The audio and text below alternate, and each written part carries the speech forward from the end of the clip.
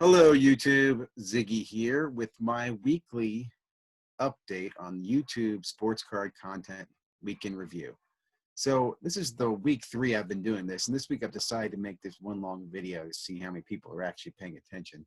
I also thought it would be interesting to kind of lay out in kind of a daily view of kind of what was kind of the highlight of each day from my perspective in the hobby. I'll kick off by, it was about a week ago, watching Christina's Corner, and she did an interview with Emma. I'm not going to slaughter Emma's last name. I do recommend checking out the interview here on House of Jordan. But did an interview with Emma, and Emma was the young lady who is the Sports Illustrated author who wrote the article about the boom of breaking in the hobby a few months ago. One of the people who's kind of brought a lot of light to what's going on in the sports card world and in the hobby. So I thought it was really interesting to hear the interview, hear about how she went and got approval, what happened with COVID and how COVID changed things for her. If it wasn't for COVID, she probably wouldn't have written this article. It's kind of one of the takeaways I had. So I do recommend checking out House of Jordan and listening to Christina's Corner. Next day, May 27th, saw a great video from Silver Jackify. Recommend, obviously his channel, over 7,000 subscribers. He gave a great PSA opening. He showed some PSA cards, and look at this. It was brutal. He has here in the screenshot here 8s and 5s, and I think there's a 6 there. And these are off cards that he really thought he had higher chance of getting. So the video's good. He's funny. He gives a good lighthearted approach. Whether you love it or hate it, I thought it was really good insight to see. Not everybody since it's a PSA gets all 9s and 10s. So I really enjoyed the video. Next day in the hobby, on May 28th, I don't know how many people are watching this, but Vegas Dave dropped his video here. And I thought this was pretty interesting, right? There's a lot of fire burning in this hobby, man. A lot of people coming in, man. A lot of people coming in. And he bragged about selling the Trout card for $900,000. I think he spent $180,000 or $200,000 on it. And he talks about how he went out and bought it. Like the guy wanted $100,000, or the comp at the time was $100,000, and he had to pay the guy $180,000 to get the card away. And now he flips it for $900,000. And he talks about his strategy, and he's also holding the Mike Trout 1 of 1 Superfractor. I thought this video was very interesting because he's going to, he got 9,000 views on it. He's got 19,000 subscribers. He ended it with a little tease on another announcement coming forward in the sports card community. So I'm subscribing, waiting to hear this news. So are 19,000 other people, and we'll see what that impact is. I suspect, if I were going to guess, it's going to announce something in basketball cards. On the 28th, Sports Card Investor released his video on his thoughts on the hobby around around Project 2020. This was a very interesting video. He had hinted before that he did not think Project 2020 was an investment. If you have to look back in this last week, 26 was actually the peak of Project 2020 cards. That's when they peaked their value. On the 28th, he came out with this video. I'm not going to say it was negative. I think he just kind of laid out a logical explanation on why he didn't think this type of these prices were sustainable. And he talked about, he thought the boat had kind of sailed. There were several videos this week on Project 2020 from so many different perspectives, people defending and attacking. And again, what I would say is I'm still a fan. I'm not going to go into the whole story here, but I'm a fan of Project 2020, but more as a collector than a flipper. I don't think flipping is the way to go with this card at this time. I am excited about what it's done to the market, the space, the artists it's brought in, the social media it's brought in, the money it's brought in the market. So great video to watch. I think he does a very good job. Here, explain this to 28th. On the 29th, there was what I would say is kind of the rebuttal. This is from, what was it, Red Cape Cards? Yeah, Red Cape Sports.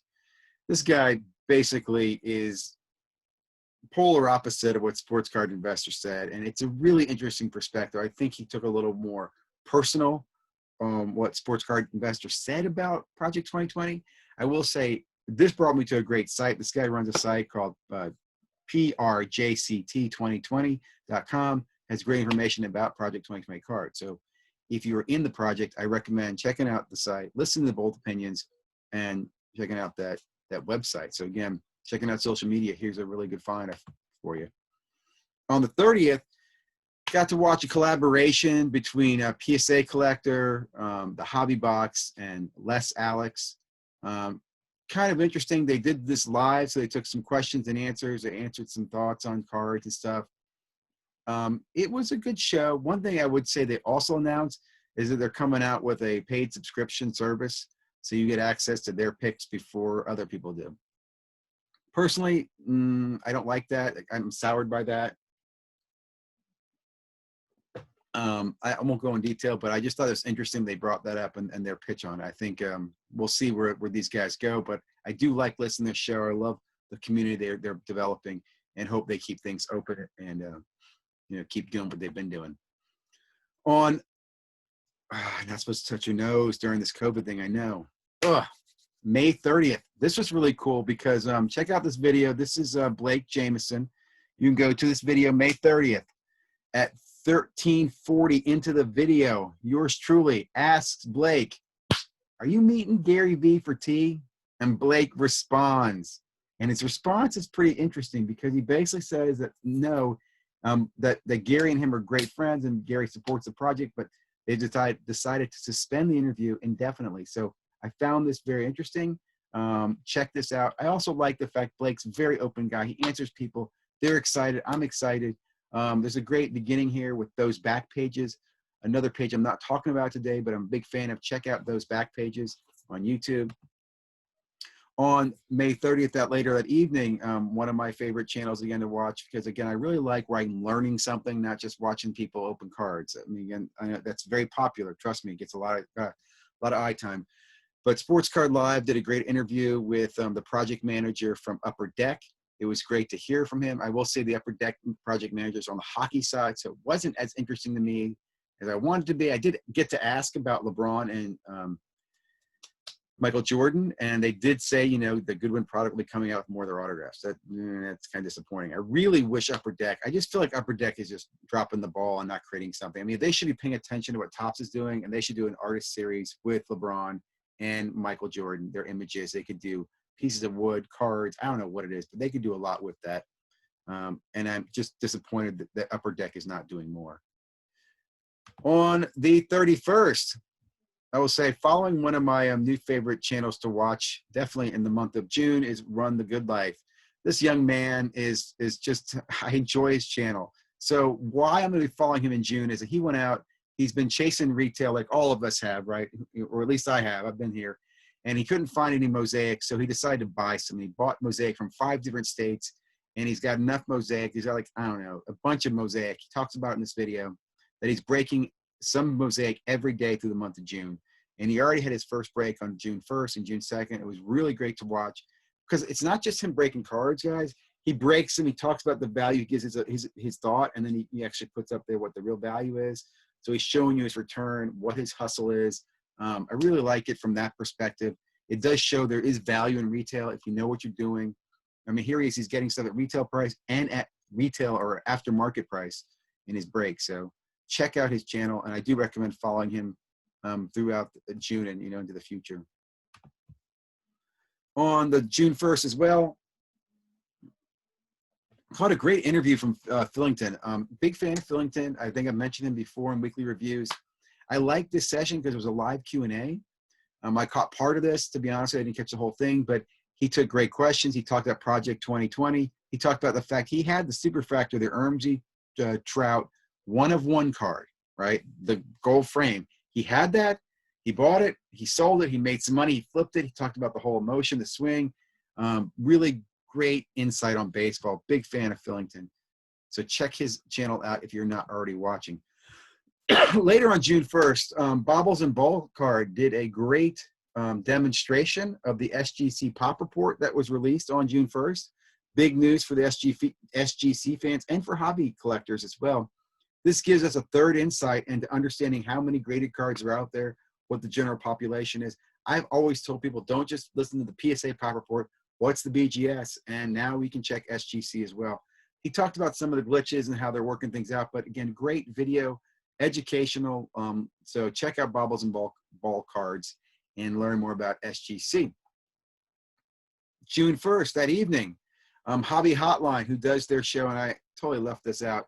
Their Saturday show, which I don't have up here right now, I actually was on their Saturday show, dialed in. I was very excited to get in and ask some questions and contribute to the conversation. So you can check out that one. But this one happened Monday night on June 1st, and it's their new Monday show. So they're going to be doing this hobby hotline on the Saturday mornings and on Monday. And they did announce a contest for Bowman to get some Bowman cards that I thought was pretty cool. I'll be tweeting that information out later on. You can check that out at Ziggy Breaks. And I'll also be hitting people up on Facebook on that because that's where the contest will be taking place. But check out the hobby hotline, guys. Really excited. Like I said, I like this show. I like shows where we, collectors, dealers, investors, whatever you want to call yourself, we can interact with others and learn. They talk about the weekly products that are coming out, what's coming out, you know, what to look for. First off the line, they discuss the first off the line releases that are coming out tomorrow. One came out today, Court Kings. And I think, Court Kings, there's another one coming out later this week. Forgive me. June 1st, another great channel that I stumbled across, CRT Sports Cards. I bring him up because I think I might have found him earlier, but I like the fact that he does every day he's doing a little like 7 to 15 minute update on Project 2020. What the cards are, what his projections are, what his thoughts on how it impacts the market. He breaks things down. Really popular channel. I mean, this guy's gone from like a couple hundred subscribers to 1,000. He'll have 1,000 by the time you check his channel out because he's at 994 right now. Really cool information. He's very bullish on 2020. I'll put it that way. But check him out. Follow him. Subscribe. Recommend CRT Sports Cards.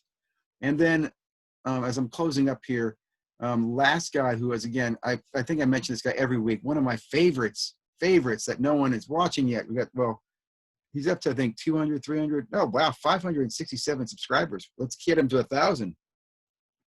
Baseball card collector, investor, dealer. Last week he did a great video on the first autograph and first patch and first RPA and stuff like that.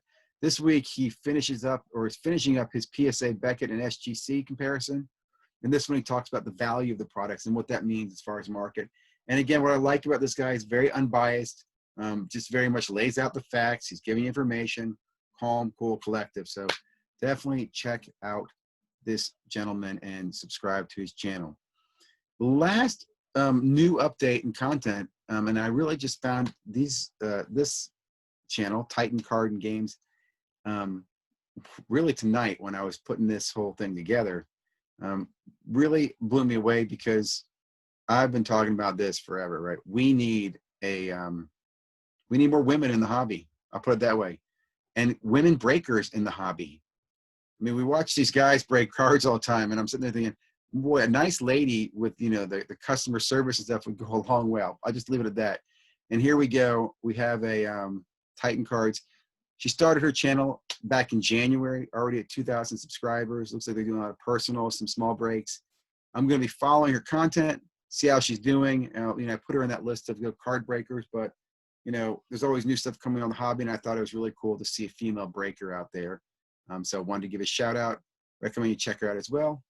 Again, thank you again. If you are out there, please check out, you know, obviously you're on my channel right now. Please subscribe. We're at 56 subscribers. You know, we're going into week 3 now. Really would love to see some more help. Maybe make some recommendations. I'd love your comments, feedback. What do you think I can do to get more subscribers, get more feedback, get more views going here? Want to keep on the same track, though, of keeping positive energy, positive content coming out. So thank you very much, guys, for watching. Hope you're all staying safe, healthy, and have a great day.